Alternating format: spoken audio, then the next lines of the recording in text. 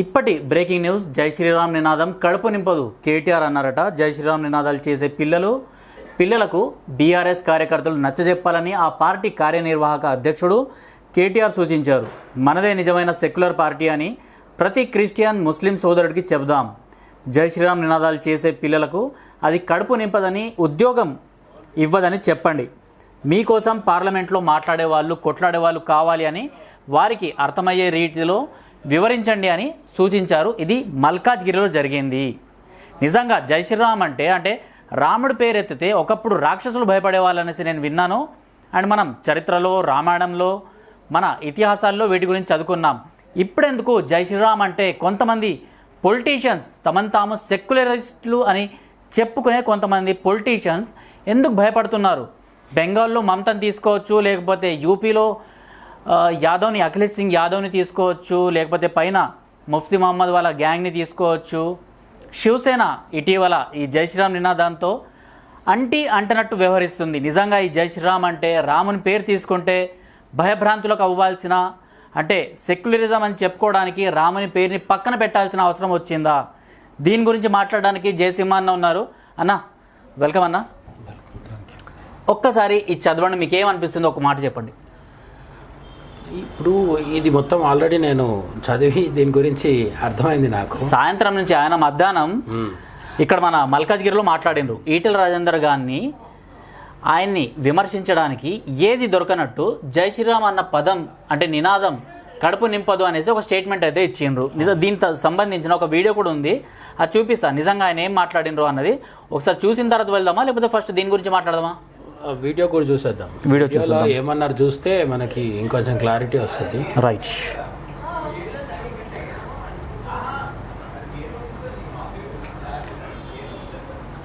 So ఇది video. ఏం చేసిండ్రయ్యా మీరు అని అడిగితే ఒకటి చెప్తారు, జై శ్రీరామ్. నేను తప్పు ఇంకోటి చెప్తాను, జై శ్రీరామ్. అవును, మేము కూడా జై శ్రీరామే అంటున్నాం. కానీ మేము రాముడి పేరు చెప్పి, దేవుడి పేరు చెప్పి ఓట్లు అడుగుతలేము. మనం కూడా కట్టినాం పక్కకే యాదగిరి గుట్టలో, అద్భుతమైన యాదగిరి గుట్ట గుడి కట్టింది కేసీఆర్ కాదా? కట్టలేదా మనం? కానీ మనం దాన్ని రాజకీయంగా వాడుకున్నామా? అక్షితలని, ఇంటింటికి బొమ్మలని డ్రామా చేసినామా? చేయలేదు. ఎందుకు? నిజమైన హిందువు, నిజమైన ధార్మికుడు ధర్మాన్ని ఆచరిస్తాడు. నిజమైన ధార్మికుడు, నిజమైన హిందువు దేవుడిని అడ్డం పెట్టుకుని రాజకీయం చేయడు. కానీ ఇలా బీజేపీ వాళ్ళని కడిగిద్దామంటే చిన్న బాధ ఉన్నది. ఏంది? ఇప్పుడు సాయంత్రం పూట మనకు ఎండాకాలము ఇళ్ళల్లో ఆ పురుగులు వస్తుంటాయి. 6:30-7 గంటల పురుగులు చాలా అవుతాయి. వానకాలం చాలా అయితే ఎండాకాలం కూడా వస్తాయి. ఆ దోమలు, ఆ పురుగులు, ఆ పురుగులు తినేందుకు బల్లి వస్తుంది. ఇక బల్లి రాగానే దాన్ని కొట్టేందుకు మన వాళ్ళు అటు తిరుగుతుంటాయి. ఆయన బల్లి పోయి దేవుడి పటం మీద కూర్చున్నది అనుకో, మనం ఏమనం? ఎందుకు దేవుడు ఉదామంటే భయం. బీజేపీ ఓకే రైట్ అన్న. జై శ్రీరామ్ నినాదాలపై కేటీఆర్ సంచలనం అనేసి ఒక ప్రముఖ ఛానల్ అయితే బ్రేకింగ్ న్యూస్ నడిపించింది. వీడియో చూసిండ్రు. అంతకన్నా ముందు నేను మాట్లాడిన మాటలు, అంటే అది స్వయంగా ఆయన మాట్లాడిన మాటలే. ఆ మాటలకి అండ్ వీడియోకి ఏమైనా సంబంధం మీకు అనిపించిందా? ఎందుకు జై శ్రీరామ్ అంటే ఇంత భయభ్రాంతిలో గురవుతున్నారు? ఇక్కడ మనం ఒక చాలా ఇంపార్టెంట్ విషయం ఒకటి గమనించాలి. కేసీఆర్ కూడా ఎప్పుడు నేను హిందుత్వ నాయకుడిని అని చెప్పలేదు. కేసీఆర్ కూడా నేను తెలంగాణ వాదిని అన్నారు. తెలంగాణ ప్రాంతానికి కోసం ఉద్యమం చేసి తెలంగాణ బాపునని కూడా చెప్పుకున్నారు. 10 ఏళ్ల పాటు పరిపాలించారు. మొన్న అసెంబ్లీలో 6 నెలలు కూడా కాలేదు, ఇంకా 6 మంత్స్ కింద కూడా దాటలేదు. మొన్న నవంబర్లో అసెంబ్లీ ఎన్నికల్లో ఓడిపోయిన తర్వాత ఈ మొత్తం, అంటే కేసీఆర్ సుదీర్ఘ ప్రస్థానం గమనిస్తే, కేటీఆర్ని గమనిస్తే మీకు ఒక ప్రత్యేకమైన తేడా కనిపిస్తుంది. ఏంటంటే అనవసర విషయాలు మాట్లాడకపోవడం కూడా చాలా వ్యూహం. కేసీఆర్ దగ్గర నుంచి నేర్చుకోవాల్సిన విషయం అదే అనమాట. ఎప్పుడన్నా కేసీఆర్ జై శ్రీరామ్ గురించి మాట్లాడినరా? జై శ్రీరామ్ అనే వాళ్ళని ఎప్పుడన్నా కేసీఆర్ టార్గెట్ చేసిండ్రా? కేటీఆర్లో ఉన్న ఈ అత్యుత్సాహమే కొంపముంచేటట్టుగా ఉంది. అసలు టీఆర్ఎస్ నుంచి, అదే బీఆర్ఎస్గా మారిన టీఆర్ఎస్ ఏదైతుందో, ఈ బీఆర్ఎస్ అనే పార్టీకి నిజమైన ప్రమాదం ఏదన్నా ఉంటే నా దృష్టిలో అయితే కేటీఆర్. ఆయన పేరే తారక రామారావు అని పెట్టిండు కేసీఆర్. తన పేరే రాముడు ఉన్నప్పుడు రామతత్వాన్ని ఆయన అర్థం చేసుకోలేకపోతున్నారు. జై శ్రీరామ్ అనేది ముస్లింలకు వ్యతిరేకమని ఎవరన్నారు? ఎవరు అనలేదు. క్రిస్టియన్లకు కూడా వ్యతిరేకంగా. జై శ్రీరామ్ అనేది హిందువులు తమ ఆత్మ గౌరవానికి, ధర్మానికి ప్రతీకగా చెప్పుకునే ఒక నినాదం. ఆ జై శ్రీరామ్ అనే నినాదము బీజేపీ వాళ్ళు తీసుకున్నారు, వాళ్ళకి దానివల్ల పొలిటికల్ లాభాలు ఉన్నాయి. నేను సపోర్ట్ చేయట్లేదు. బీజేపీ జై శ్రీరామ్ ఎందుకు అంటుంది అంటే ఈ దేశంలో 80% మెజారిటీగా హిందువులు ఉన్నారు. వాళ్ళని ఈ ప్రాంతీయ పార్టీలు కావచ్చు, కుటుంబ పార్టీలు కావచ్చు, కుల పార్టీలు కావచ్చు, కాంగ్రెస్ లాంటి జాతీయ పార్టీలు కావచ్చు, కమ్యూనిస్టులు లాంటి ఎర్ర పార్టీలు, సెక్యులరిజం అని చెప్పుకొని తిరిగే సిద్ధాంతపరమైన పార్టీలు కావచ్చు, ఎవరు పట్టించుకున్నారు? నేను అనేది ఏంటంటే శివసేన బాల్ ఠాకరే కాలంలో ఉన్న, ఉద్ధవ్ ఠాకరే కాదు, బాల్ ఠాకరే కాలంలో ఉన్న శివసేన జై శ్రీరామ్ అన్నదేమో కానీ ఇంకా దేశంలో ఉన్న బీజేపీ కాకుండా ఎవరు జై శ్రీరామ్ అన్నారు? వీళ్ళకి అర్థం కాని ఏంటంటే స్వయంకృత అపరాధం ఏంటంటే ఇప్పుడు జై శ్రీరామ్ అంటున్నందుకు అభ్యంతరం వ్యక్తం చేసి బీజేపీ మీద అవాకులు చవాకులు పేలుతున్న కేటీఆర్ గారు మునవర్ ఫరూక్ని పిలిచింది. ఆ మునవర్ ఫరూక్కి 100 మంది పోలీసులను పెట్టి సెక్యూరిటీ ఇచ్చి ఆ షో ఏదో నడిపించారు. అది ఇంత అయితే కూడా జరిగినాయి. అది కామెడీ షో. పోనీ అదేమన్నా పర్యావరణానికి మేలు చేసే గొప్ప సదస్సు కాదు, అది ఒక కామెడీ షో. ఆ కామెడీ షోకి బలవంతంగా అహంకారానికి పోయి పట్టుదలకు పోయి మునవర్ ఫరూక్ని తీసుకొచ్చేసి ఒక షో చేయించండు. ఆ షో చూసిన వాళ్ళకంటే పోలీసులు ఎక్కువ ఉండే. ఆ మునవర్ ఫరూక్ ఎవడు? సీతమ్మ వారిని పరమ నీచంగా నికృష్టంగా అవమానించిన వాడు. అటువంటి మునవర్ ఫరూక్ మీద దేశవ్యాప్తంగా అసంతృప్తి హిందువులకు ఉన్నప్పటికీ కూడా తెలంగాణ హిందువుల్ని చులకనగా భావించి తీసుకొచ్చి షో చేయించిండు. ఆ షో అయిపోయిన తర్వాత అసెంబ్లీ ఎన్నికలు వచ్చినాయి. దాంట్లో ఫలితాలు ఏంటో మనకు తెలిసింది. ఇక్కడ ఒక పెద్ద విషయం ఏంటంటే ఇక్కడ ఒక ఇంపార్టెంట్ విషయం ఏంటంటే తెలంగాణలో పెద్ద సంఖ్యలో ముస్లింలు ఉన్నమాట నిజమే. వాళ్ళ ఓట్లు ఏవో వచ్చేస్తాయని మన జై శ్రీరామ్ గురించి ఇటువంటి వ్యాఖ్యలు కేటీఆర్ చేస్తున్నారేమో నాకు తెలియదు. కానీ అసలు మొన్న అసెంబ్లీ ఎన్నికలు గమనిస్తే ఆ వచ్చిన 30 సీట్లో ఎంతైతే వచ్చినాయో బీఆర్ఎస్కి అవి హిందువులు వేస్తే వచ్చినాయి. ఓల్డ్ సిటీలో ఒక్క సీటు కూడా రాలేదు కదా బీఆర్ఎస్కి. లేదు, ఎంఐఎం ఏం చేస్తుందో కేటీఆర్ నాకు చాలా బాగా తెలుసు. ఇప్పుడు హ్యాండ్ ఇచ్చేసింది మొత్తానికి. దాకా మా ఏమంటారు ఫ్రెండ్లీ మ్యాచ్ భాయిచారా అనుకున్నారు. గంగా జమున తేజు అంటే మేమే అనుకున్నారు. పెద్ద ఓవైసీ అయితే బుల్లెట్ వేసుకొని వచ్చిండు క్యాంప్ ఆఫీస్ కి, సెక్యూరిటీ లేకుండా. ఇవన్నీ డ్రామాలు. ఇప్పుడు రేవంత్ రెడ్డి గారితో అది వాళ్ళది ఎప్పుడు వాళ్ళు రొటీన్ కదా. కిరణ్ కుమార్ రెడ్డితో తప్ప మిగతా అందరితో వాళ్ళకి బాగానే సూట్ అయింది. సో ఇప్పుడు ఓవైసీలతో అంత ఫ్రెండ్షిప్ చేసినా సరే ఓల్డ్ సిటీలో వీళ్ళకి పొత్తులో భాగంగా ఒక ఎమ్మెల్యే సీట్ రాలేదు. ఎప్పుడు ఎంపీ సీట్ మీద అయితే ఆశలే లేవు. కారు 16 అన్నారు కానీ 17 అనలేదు కదా. సో ఆ విధంగా వాళ్ళతో చేసుకున్న ఓల్డ్ సిటీలో ఓట్లు రాలేదు. పోనీ బయట కరీంనగర్, నిజామాబాద్ లాంటి ప్లేసెస్లో ముస్లిం డామినేటెడ్ ఏరియాస్లో ఎన్ని ఎమ్మెల్యే సీట్లు వచ్చినాయి? ఎమ్మెల్యే సీట్లు అన్ని మళ్ళీ హిందూ మెజారిటీ సీట్లలోనే వచ్చినాయి. ఈ హిందూ మెజారిటీలు ఉండి కూడా వీళ్ళకు ఓట్లు ఎందుకు వేస్తున్నారంటే తెలంగాణ ఉద్యమం చేసిందనే దీంతో. అట్లనే మీకు 10 ఏళ్ళు అధికారంలో ఉండి భద్రాచలంకి ముత్యాలు తీసుకుపోయిన పార్టీ బీఆర్ఎస్ పార్టీ. ముత్యాలు తల మీద పెట్టుకొని పోవడం చాలా అదృష్టంగా భావిస్తారు. వైఎస్ రాజశేఖర రెడ్డి లాంటి వాళ్ళు కూడా ముత్యాల గురించి కూడా మాట్లాడినరు. అంటే ఏవైతే అక్షింతలు, అయోధ్య అక్షింతలు ఏవైతే ఉన్నాయో వాటిని ఇంటింటికి తిరిగి ఎవరు పంచమన్నాడు అనేసి ఒక మాట అయితే అన్నాడు. నేను అదే చెప్తున్నాను. ఇప్పుడు అవి అదే ఈవెన్ కాంగ్రెస్ లో కూడా ఆయన ఎవరో పెద్ద ఆయన ఒక ఆయన ఉంటాడు, అక్షింతలు కాదు దొడ్డు బియ్యం అన్నాడు, రేషన్ బియ్యం అన్నాడు. ఈ కాంగ్రెస్ అయినా బీఆర్ఎస్ అయినా అర్థం చేసుకోవాల్సింది ఏంటంటే హిందువుల్ని అవమానిస్తాము, మీ ఇష్టం మీరు పడి ఉండండి అనే టైం అయిపోయింది. మీరు ఎంత అవమానిస్తే బీజేపీకి అంత అవకాశం పెరుగుతుంది. బీజేపీ వచ్చేసేయాలి, తెలంగాణలో అధికారం రావాలనేది నా ఉద్దేశం ఏం కాదు. నాకు పర్సనల్గా నాకు బీజేపీ రావాలనే కోరిక ఉండొచ్చు. కానీ ఒక రాష్ట్ర స్థాయిలో చూసినప్పుడు బీఆర్ఎస్ ఓడిపోయింది, ఇప్పుడు కాంగ్రెస్ అధికారంలో ఉంది. ఇటువంటి అతి సెక్యులరిజం ప్రదర్శిస్తే రేపు బీజేపీ కూడా అధికారంలోకి వస్తుంది. ఇప్పుడు ఎంపీ మనకు 17 ఎంపీ సీట్లకు ఎన్నికలు జరుగుతున్నాయి కదా. అతిపెద్ద పార్టీగా బీజేపీ ఆవిర్భవిస్తే ఎవరు కారణం అన్నట్టు దానికి? వీళ్ళు చేసినది ఇట్లాంటివి. జై శ్రీరామ్ అంటే పక్కోడిని తిట్టినట్టు కాదు కదా. జై శ్రీరామ్ అని పిల్లలు అరుస్తుంటే వాళ్ళకి నచ్చ చెప్పండి అంటే జై శ్రీరామ్ అనే పిల్లలు మాకు అభివృద్ధి వద్దని అడుగుతున్నారా? అడగట్లేదు. ఉద్యోగాలు వద్దని అడుగుతున్నారా? అడగట్లేదు. బీజేపీ ఉద్యోగాలు ఇవ్వట్లేదు. అది అట్లాంటివన్నీ చెప్తే చెప్పొచ్చు. కానీ జై శ్రీరామ్ అనే దాని మీద ఇంత చర్చ చేయడం అనవసరం అంట. జై శ్రీరామ్ అనుకున్నా సరే ఏ రాష్ట్రానికి వచ్చే నష్టం లేదు. మరి ఇప్పుడు జై శ్రీరామ్ గురించి మాట్లాడిన వాళ్ళము అల్లాహు అక్బర్ గురించి మాట్లాడలేం కదా. ఆమెను అంటున్నారు, క్రిస్టియన్స్ అని అనలేం కదా. వేరే మతాల వాళ్ళకు కూడా నినాదాలు ఉన్నాయి. వాళ్ళు కూడా వాళ్ళకు అవసరం వచ్చినప్పుడు చెప్తున్నారు ఆ నినాదాల్ని. మరి ఆ నినాదాలకు లేని అభ్యంతరం జై శ్రీరామ్కి ఎందుకు వచ్చింది? నేనేమంటానంటే కేటీఆర్ ఒక విషయం అర్థం చేసుకోవాలి. తెలంగాణ ముస్లింలు బీజేపీ పట్ల వ్యతిరేక వ్యాఖ్యలు చేయడం వల్ల బీఆర్ఎస్కి ఓటేయారు. మీరు క్షేత్రస్థాయిలో ఇప్పటికైనా తెలంగాణ అసెంబ్లీ ఎన్నికల్లో ఓడిపోయింది కారణం ఏంటంటే ప్రజలు ఏం కోరుకున్నారో అవి ఇవ్వలేకపోయినారు. కాంగ్రెస్ ఏం చేసింది? 6 హామీలు అన్నదో 7 హామీలు అన్నదో కానీ మొత్తానికి తను చెప్పిన మాటలు నమ్మి ప్రజలు అధికారం ఇచ్చిండు. ఇప్పుడు రేవంత్ రెడ్డి దాన్ని నిరూపిస్తాడా లేదా చూడండి. ఆ చూసి ఆయన చేయలేని పనులను ప్రచారం చేయాలి అంతే తప్ప మతం మీదకి మళ్ళిస్తే బీజేపీకి నష్టం కంటే లాభం ఎక్కువ. నేను చెప్పేది ఏంటంటే వీళ్ళు ఇట్లా జై శ్రీరామ్ నినాదం మాట్లాడితే రేపటి నుంచి బీజేపీ నాయకులందరూ అంటే ఈయన జై శ్రీరామ్ నినాదం పైన ఏదైతే వ్యాఖ్యలు చేసిండో అస్త్రంగా యూజ్ చేసుకున్నాడు అనుకున్నాడు, కానీ అదే అస్త్రమై కూర్చుంటది అనేసి నాకు ఇంకా అర్థం కాదు. నేను వీడియో స్టార్టింగ్ లో అదే చెప్పిన, కేసీఆర్ కి కేటీఆర్ కి మధ్య డిఫరెన్స్ అని చెప్పినాను కదా. నాకు బేసిక్గా బీఆర్ఎస్ పట్ల అనుకూలత కానీ వ్యతిరేకత కానీ రెండు లేవు. నేను ఒక తెలంగాణ అవి పోరాటం సమయంలో తెలంగాణ కావాలనుకున్నాను. ఆ టైంలో కేసీఆర్ను ఒక గొప్ప నాయకుడిగా చూసినవాడిని. ఇప్పుడు కూడా నేను చెప్పేది ఏంటంటే, ఇటువంటి మాటలు కేసీఆర్ ఎందుకు మాట్లాడట్లేదు? జై శ్రీరామ్ అనే నినాదాలు చేస్తున్న పిల్లల్ని పోయి మీరు నచ్చజెప్పండి అని కేసీఆర్ కూడా తన కార్యకర్తలకు చెప్పాడా? చెప్పలేదు.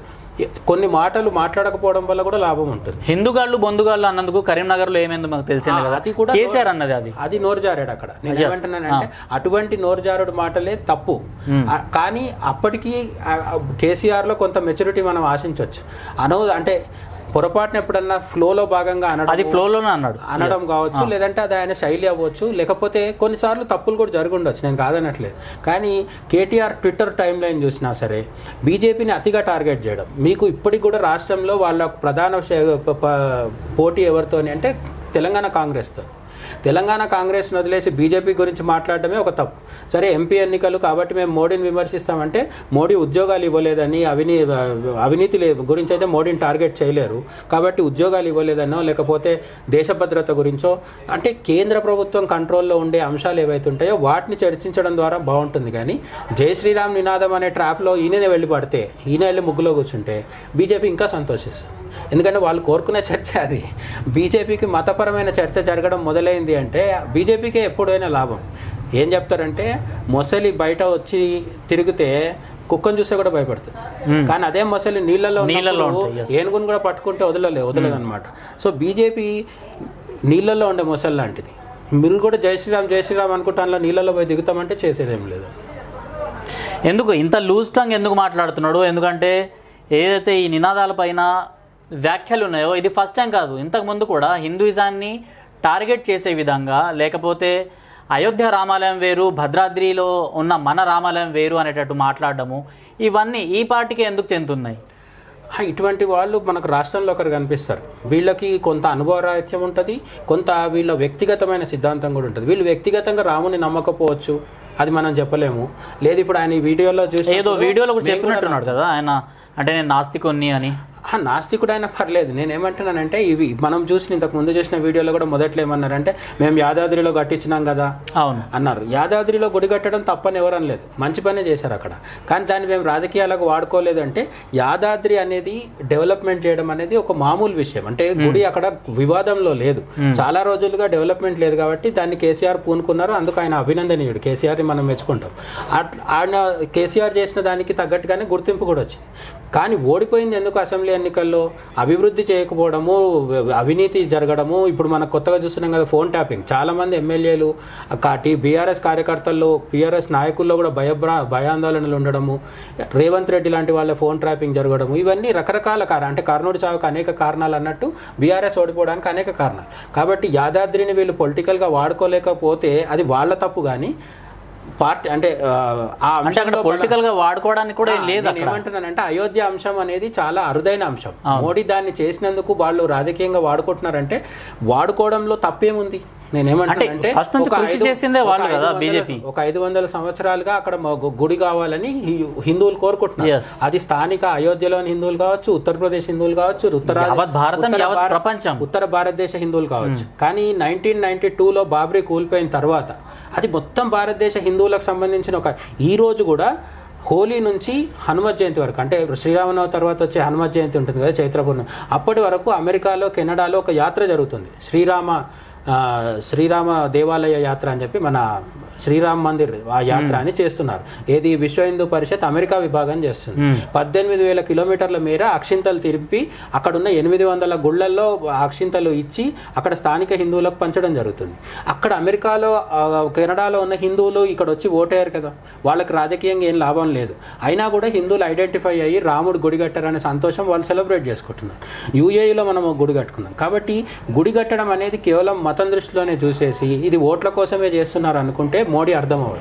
మోడీ 10 ఏళ్ల కాలంలో చాలా చేస్తూ అయోధ్య ఆలయం కూడా చేశాడు.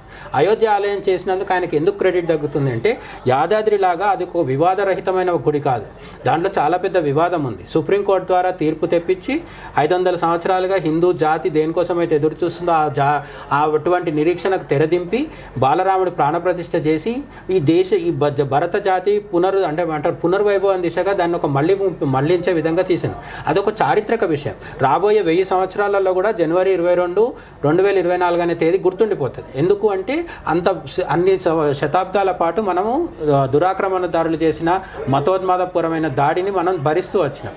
కాబట్టి దాన్ని వాళ్ళు రాజకీయంగా వాడుకుంటున్నారంటే ఆ అంశంలో అంత బలం ఉంది. యాదాద్రి అంశాన్ని ఒకవేళ ప్రచారం చేసుకున్నా కూడా కొన్ని ఓట్లు పడేయాము, కానీ ఆ ఓట్లతో అధికారం రాదు, అందుకే మీరు వాడుకోలేదు. రెండోది, బీఆర్ఎస్ లేనిపోని భయాలకు లోనవుతుంది. కాంగ్రెస్ ఏ విధంగా అయితే ముస్లింల కోసం మేము ఏదైనా చేస్తామనే విధంగా, అవును, ఇప్పుడు కర్ణాటక ముస్లింలు, తెలంగాణలోని ముస్లింలు కూడా బీఆర్ఎస్ ని నమ్మే పరిస్థితి ఇప్పుడు కనిపిస్తలేదు. అది మన తెలంగాణ అసెంబ్లీ ఎన్నికల్లో తేలిపోయింది కదా. ఏమంటానంటే ముస్లిం ఆధిపత్యం ఉన్న ముస్లిం మెజారిటీ నియోజకవర్గాల్లో బీఆర్ఎస్కి ఎన్ని ఎమ్మెల్యే సీట్లు వచ్చినాయి, రేపు ఎన్ని ఎంపీ సీట్లు రాబోతున్నాయి. కాబట్టి ముస్లింలు ఫస్ట్ ఆప్షన్ ఎంఐఎం, తెలంగాణలో ముస్లింలకు ఎంఐఎం ఫస్ట్ ఆప్షన్, ఆ తర్వాత కాంగ్రెస్, ఈ రెండింటి తర్వాత అప్పుడు బీఆర్ఎస్ వస్తుంది. కాబట్టి వీళ్ళు ఆ ముస్లిం ఓట్ల కోసం హిందువులను అవమానిస్తూ ఉంటే, లేదంటే జై శ్రీరామ్ నినాదం మీద వివాదాస్పద వ్యాఖ్యలు చేస్తే వచ్చి కొన్ని ఓట్లు కూడా తగ్గిపోతాయి. అంటే ఆయన వీడియో స్టార్టింగ్లోనే చెప్పారు, మేము కూడా జై శ్రీరామ్ అంటాము, మీరు కూడా జై శ్రీరామ్ అంటున్నారు, మేమనే సెక్యులర్ జై శ్రీరామ్కి మీరనే ఓట్ల కోసం జై శ్రీరామ్ అనే దానికి చాలా తేడా ఉంది అనేసి. ఇప్పుడు నేను అదే చెప్తున్నాను. ఒకసారి ట్విట్టర్లో పోయి మన చిన్నసారు ట్విట్టర్ అకౌంట్ మొత్తం చెక్ చేసి అయోధ్య రామాలయంలో గుడి కట్టినప్పుడు ఈయన సంతోషిస్తూ పెట్టిన ట్విట్టర్ ట్వీట్లు ఎన్నో చెక్ చేస్తే విషయం తెలిసిపోతుంది కదా. ఇప్పుడు మేము కూడా జై శ్రీరామ్ అంటున్నాం అంటే మమతా బెనర్జీ కూడా జై శ్రీరామ్ అంటుంది అప్పుడో ఇప్పుడు. కానీ వీళ్ళు హిందూ కాజ్ పట్ల ఇప్పుడు మన తెలంగాణలో బీఆర్ఎస్ అధికారంలో ఉన్నప్పుడు బైన్సాల అల్లర్లు జరిగింది, దాని పట్ల వీళ్ళు తీసుకున్న చర్యలు ఏంటి అందరికీ తెలుసు. అట్లనే ఇప్పుడు చెంగిచెర్ల మొన్న ఈ మధ్య హోలీకి ముందు ఒక గొడవ జరిగింది, అప్పుడు రేవంత్ రెడ్డి సర్కార్ ప్రభుత్వం చర్యలు ఏంటో తెలుసు మనకు. ఇటువంటి సంఘటనలు యూపీలో జరిగితే యోగి ఏం చేస్తున్నారో తెలుసు. అంటే హిందువులకు నష్టం జరిగినప్పుడు, హిందువుల మీద దాడి జరిగినప్పుడు, లేదు హిందువులు మంచి గుడి కట్టుకొని సంతోషం. నిజానికి అయోధ్యలో రామాలయం కట్టినప్పుడు బాబ్రీని కూల్చేసి వాళ్ళకు ఏమి ఇవ్వకుండా ఊరుకున్నామా? కోర్టు ద్వారా ఇచ్చిన తీర్పుకు తగ్గట్టుగా ప్రపంచంలో అతిపెద్ద మసీదు తయారవుతుంది. వాళ్లకు నష్టం లేదు, హిందువులకి లాభం. హిందువులు కొన్ని 100 సంవత్సరాల నుంచి ఎదురు చూస్తున్నారు. అప్పుడు జై శ్రీరామ్ అని మేము కూడా అంటామనడం కాదు, నిజంగా హిందువుల సమస్యల పట్ల స్పందించి ముస్లింలతో చర్చ చేసి వాళ్ళ దగ్గర కూర్చోబెట్టి ఆ సమస్య సాల్వ్ చేయాలి. మరి అప్పుడు నిజమైన సెక్యులరిజం అంటాం. ఇప్పుడు నెక్స్ట్ ఇంక ఉన్నాయి కదా, అయిపోలేదు కదా మన దేశంలో. కాశీ జ్ఞానవాపి మీద కేటీఆర్ తన అధికారిక అభిప్రాయం చెప్తే, మథుర కృష్ణ జన్మభూమి మీద అభిప్రాయం చెప్తే సంతోషించవచ్చు. జరగదు అది. అట్లా మన గద్వాలలో మనం ఏమంటారు, మన మహబూబ్ నగర్లో జోగులాంబ అమ్మవారి గుడి ఉంది, అట్లనే వేములవాడలో ఒక చిన్న ఇష్యూ ఉంది. దీని పట్ల హిందువులు అయోధ్య విషయంలో మథుర విషయంలో అంత సీరియస్గా ఉండకపోవచ్చు, కానీ ఇక్కడ కూడా రెండు వర్గాలను కూర్చోబెట్టి చర్చించి ఒక సమస్యకు సమన్వయంతో అంటే సామరస్యంగా పరిష్కారం తేవచ్చు కదా. అటువంటివి చెయ్యరు. పోనీ ఎక్కడన్నా మత ఘర్షణలు జరుగుతాయి, బీఆర్ఎస్ టైంలో బైన్సా కావచ్చు, ఇప్పుడు రేవంత్ రెడ్డి వచ్చిన తర్వాత చెంగిచెర్ల కావచ్చు, ఒక దాడి జరిగిన వాళ్ళ మీద కూడా కేసులు పెడుతున్నారు. కుట్లు పడ్డ వాళ్ళని హాస్పిటల్కి పోయి అక్కడ నుంచి కేసులు పెట్టడం మొదలు లేదు ఇప్పటికీ. అంటే అక్కడ ఎవరైతే ముస్లిమ్స్ అటాక్ చేశారో వాళ్ళు బెయిల్ పైన బయటకు వచ్చేసారు. అండ్ ఎవరైతే హిందూస్ అక్కడ దాడికి గురైన వాళ్ళు ఉన్నారో వాళ్ళు ఇప్పటికీ పోలీస్ స్టేషన్స్లో ఉన్నారు, కొంతమంది అబ్స్కాండింగ్లో ఉన్నారు. అసలు పోలీసులకు దొరకకుండా వాళ్ళకి ఇప్పటికీ బెయిల్ వచ్చే ప్రసక్తి కూడా కనిపిస్తలేదు. ఇప్పుడు ఇవన్నిటిని కూడా సెక్యులరిజం అంటారు మన దేశంలో. హిందువుల పట్ల చులకన భావము, హిందువుల పట్ల వివక్ష, హిందువుల పట్ల సవతి తల్లి ప్రేమ ప్రదర్శించడమే సెక్యులరిజం. మేము కూడా జై శ్రీరామ్ అనే ఇదే కేటీఆర్ ఎన్నికల ప్రచారంలో భాగంగా రాజాసింగ్ గురించి మాట్లాడుతూ ఓల్డ్ సిటీ సభలో ఒక సభలో ఏమన్నారు, ఏదంటే అది మాట్లాడితే మేము లోపల వేయించినామని చెప్పి గుర్తు చేశాడు. అవును, రాజాసింగ్ని జైల్లో వేయించడం కూడా వీళ్ళకి ఓట్లు సంపాదించే ఒక అంశం. వీళ్ళు రాజాసింగ్ని లోపల వేయించేసి దాన్ని చూపించి ఓట్లు అడిగితే తప్పులేదు, మేము గుడి కట్టినాం కాబట్టి మాకు ఓట్లు వేయండి అని మోడీ అడిగితే మాత్రం తప్పు. ఈ ప్రాబ్లము అంటే వీళ్ళు అంటే ఇదే కేటీఆర్ అసెంబ్లీ సాక్షిగా రోడ్డు మధ్యలో ఉన్న ఆలయాల్ని, మసీదుల్ని, చర్చిల్ని తొలగిస్తాము అనేసి ఒక మాట అన్నాడు. అవును, చర్చీలు మసీదుల జోలికి వెళ్తే ఎలా ఉంటుందో ఆయనకు చాలా బాగా తెలుసు. హిస్టరీ రిపీట్ అవుతుంది అనేసి కూడా ఆయనకు చాలా బాగా తెలుసు. కానీ గుళ్ళ దగ్గరకు వచ్చేసి మాత్రం, అంటే ఎక్కువ గుళ్ళు ఉంటాయి కాబట్టి వాటిని మాత్రం ఈజీగా తీయిస్తాను అన్నాడు. కానీ గవర్నమెంట్ చేంజ్ అయిన తర్వాత ఏమైంది, తన ప్రగతి భవన్ అంటే తన ఇంటి ముందర ఉన్న కంచెలన్నీ తొలగిపోయినాయి.